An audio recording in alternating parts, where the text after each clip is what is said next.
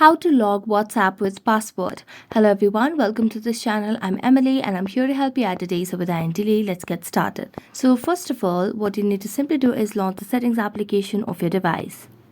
As you do that, it will land you to the settings page over here. Now just scroll down and then tap on applications or apps section.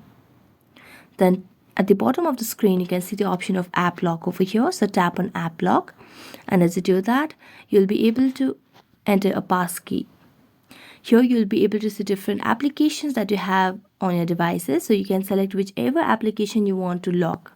So we're just going to scroll down and search for WhatsApp, and here is the WhatsApp.